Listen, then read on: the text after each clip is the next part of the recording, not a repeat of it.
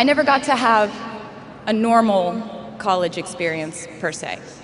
I went to public high school until 10th grade, and then finished my education doing homeschool work on the floors of airport terminals.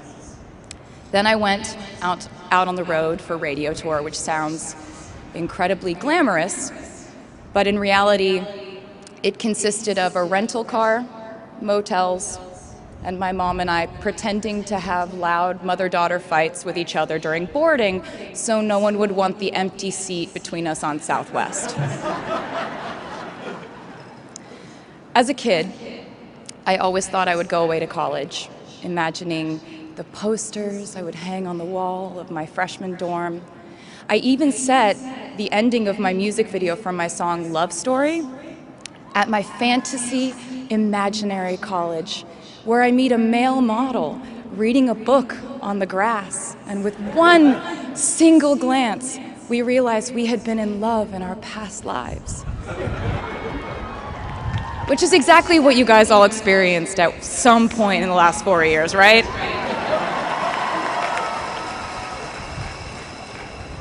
But I really can't complain about not having a normal college experience to you, because you went to NYU during a global pandemic, being essentially locked into your dorms and having to do classes over Zoom. Everyone in college during normal times stresses about test scores, but on top of that, you also had to pass like 1,000 COVID tests. I imagine the idea of a normal college experience was all you wanted too. But in this case, you and I both learned that you don't always get all the things in the bag that you selected from the menu in the delivery service that is life. You get what you get. And as I would like to say to you wholeheartedly, you should be very proud of what you've done with it. Today, you leave New York University and then go out into the world searching what's next. And so will I. The first of which is, life can be heavy, especially if you try to carry it all at once. Part of growing up and moving into new chapters of your life is about catch and release. What I mean by that is knowing what things to keep and what things to release. You can't carry all things. All grudges, all updates on your ex, all enviable promotions your school bully got at the hedge fund his uncle started. Decide what is yours to hold and let the rest go. Oftentimes, the good things in your life are lighter anyway, so there's more room for them. One toxic relationship can outweigh so many wonderful, simple joys.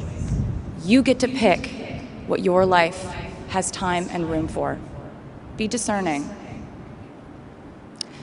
Secondly, learn to live alongside cringe. No matter how hard you try to avoid being cringe, you will look back on your life and cringe retrospectively.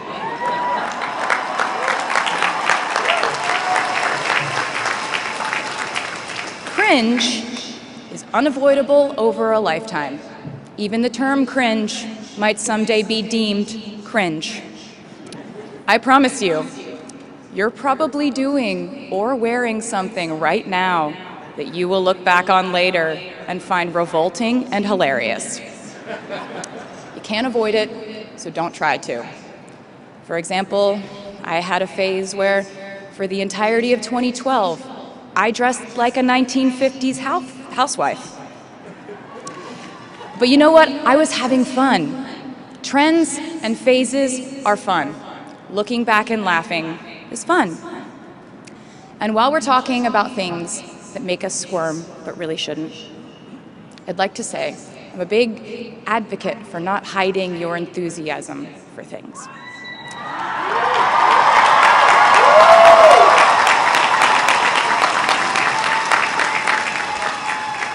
It seems to me that there is a false stigma around eagerness in our culture of unbothered ambivalence.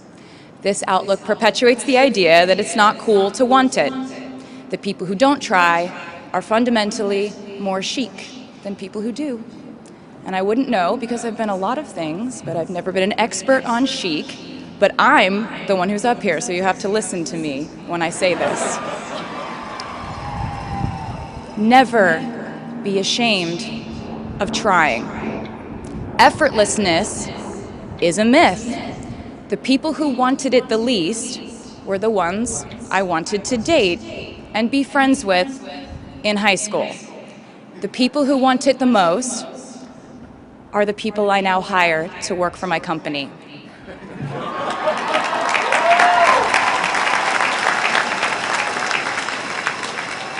I started writing songs when I was 12, and since then, it's been the compass guiding my life, and in turn, my life guided my writing. Everything I do is just an extension of my writing, whether it's directing videos or a short film, creating the visuals for a tour, or standing on a stage performing. Everything is connected by my love of the craft, the thrill of working through ideas and narrowing them down and polishing it all up in the end, editing, waking up in the middle of the night, throwing out the old idea because you just thought of a newer, better one, or a plot device that ties the whole thing together. There's a reason they call it a hook. Sometimes a string of words just ensnares me, and I can't focus on anything until it's been recorded or written down. As a songwriter, I've never been able to sit still or stay in one creative place for too long. I've made and released 11 albums, and in the process, I've switched genre from country to pop to alternative to folk. And this might sound like a very songwriter-centric line of discussion, but in a way, I really do think we are all writers. And most of us write in a different voice for different situations. You write differently in your Instagram stories than you do your senior thesis. You send a different type of email to your boss than you do your best friend from home. We are all literary chameleons, and I think it's fascinating. It's just a continuation of the idea that we are so many things all the time.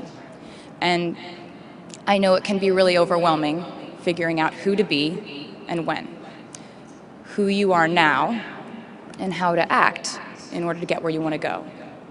I have some good news. It's totally up to you. I have some terrifying news. It's totally up to you. See, I was a teenager at a time when our society was absolutely obsessed with the idea of having perfect young female role models. It felt like every interview I did included slight barbs by the interviewer about me one day running off the rails. And that meant a different thing to every person who said it to me. So I became a young adult while being fed the message that if I didn't make any mistakes, all the children of America would grow up to be perfect angels. However, if I did slip up, the entire earth would fall off its axis, and it would be entirely my fault, and I would go to pop star jail forever and ever. It was all centered around the idea that mistakes equal failure, and ultimately the loss of any chance at a happy or rewarding life. This has not been my experience. My experience has been that my mistakes led to the best things in my life. And being embarrassed when you mess up, it's part of the human experience. Getting back up, dusting yourself off, and seeing who still wants to hang out with you afterward and laugh about it, that's a gift. The times I was told no, or wasn't included, wasn't chosen, didn't win, didn't make the cut, Looking back, it really feels like those moments were as important, if not more crucial, than the moments I was told yes. Not being invited to the parties and sleepovers in my hometown made me feel hopelessly lonely. But because I felt alone, I would sit in my room and write the songs that would get me a ticket somewhere else. Having label executives in Nashville tell me that only 35-year-old housewives listen to country music and there was no place for a 13-year-old on their roster made me cry in the car on the way home. But then I'd post my songs on my MySpace, and yes, MySpace. And I would message with other teenagers like me who loved country music, but just didn't have anyone singing from their perspective. Having journalists write in-depth, oftentimes critical pieces about who they perceived me to be made me feel like I was living in some weird simulation. But it also made me look inward to learn about who I actually am. Having the world treat my love life like a spectator sport in which I lose every single game was not a great way to date in my teens and 20s. But it taught me to protect my private life fiercely. Being publicly humiliated over and over again at a young age was excruciatingly painful, but it forced me to devalue the ridiculous notion of minute-by-minute, ever-fluctuating social relevance and likability.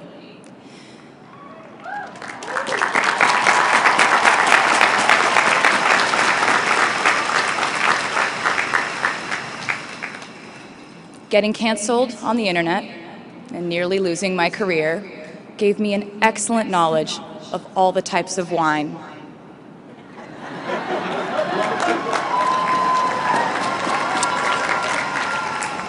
I know I sound like a consummate optimist, but I'm really not. I lose perspective all the time. Sometimes everything just feels completely pointless. I know the pressure of living your life through the lens of perfectionism.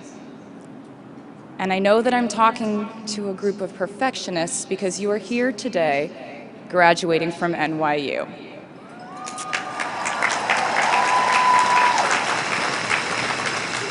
So this might be hard for you to hear.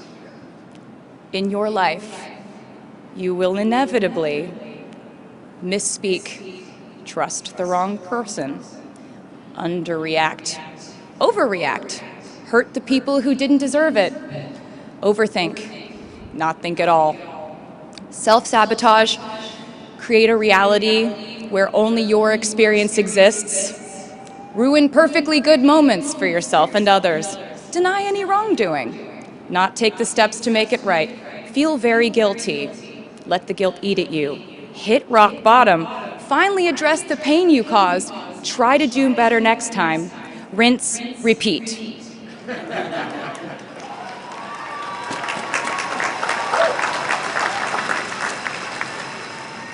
And I'm not gonna lie, these mistakes will cause you to lose things. I'm trying to tell you that losing things doesn't just mean losing. A lot of the time, when we lose things, we gain things too. Now you leave the structure and framework of school and chart your own path. Every choice you make leads to the next choice, which leads to the next, and I know it's hard to know which path to take.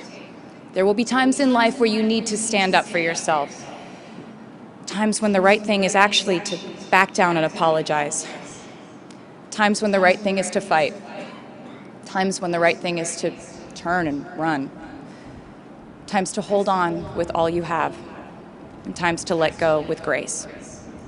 Sometimes the right thing to do is to throw out the old schools of thought in the name of progress and reform. Sometimes the right thing to do is to sit and listen to the wisdom of those who have come before us. How will you know what the right choice is in these crucial moments? You won't. How do I give advice to this many people about their life choices. I won't. The scary news is you're on your own now. But the cool news is you're on your own now.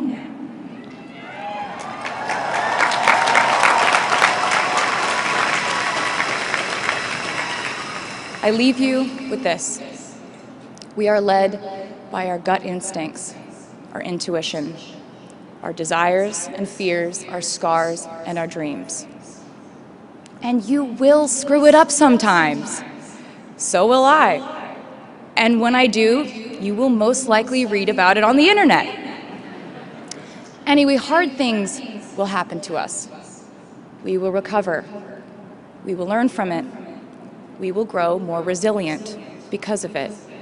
And as long as we are fortunate enough to be breathing, we will breathe in, breathe through, breathe deep, and breathe out. And I am a doctor now, so I know how breathing works.